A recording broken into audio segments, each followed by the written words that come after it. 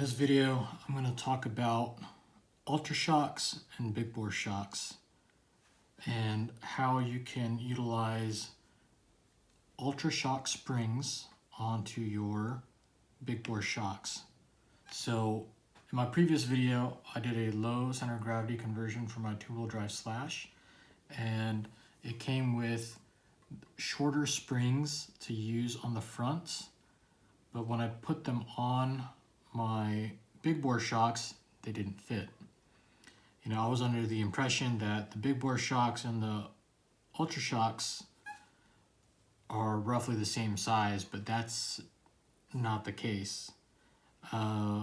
So I try to do a quick fix by using the upper spring perch and the lower spring perch on the big bore shock, but as you can see, there's actually a lot of play, so I didn't quite like the way that it fit.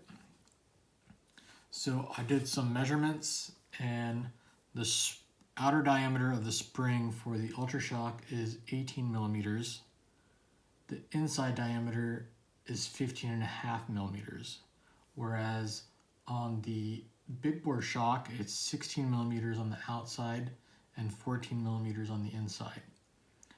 So the fitment issue is the inside diameter of the shock, or as you can see, if I use the big bore shock, it won't fit on the spring perch for the ultra shock.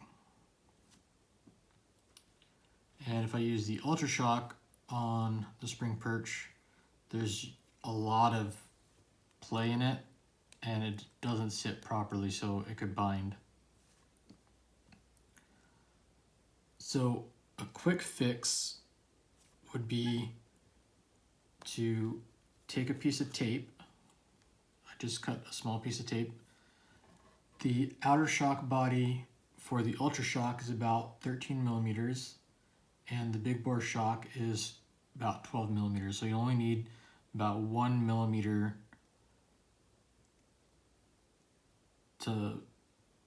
to get the right sizing. So I just cut some tape and just wrapped it around. Let me trim that a little bit. And I'm just going to trim it so that it doesn't overlap and become too thick. And there's no slop there, or as much slop that there would have been with the normal shock perch or the normal spring perch. So now you can easily use your ultra shock spring with your ultra shock spring perches top and bottom, and that's the easy way to utilize that spring, and that way you don't have to buy big bore shock springs for different rates. You probably already have ultra shock springs if you upgraded to big bores, and you can use it as a tuning option. So there you go. Now I designed an upper spring perch, and I will upload the 3D print file for it, so that way if you guys have a 3D printer, you can 3D print that if you don't want to use the tape method. Alright, so I designed and 3D printed the spring perch mount for the top,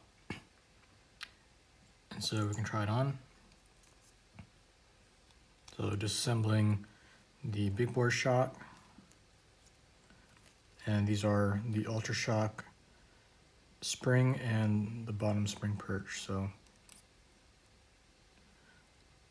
it has about the same amount of play as the original unit, as the original top spring perch from either one, and there you go. So it fits nicely. Took me about 15 minutes to print 4 pieces, so not a bad fix. And this way you can use your Ultra Shock springs on a big bore shock. Please like and subscribe if you found this useful and helpful, and I'll see y'all in the next one. Thanks.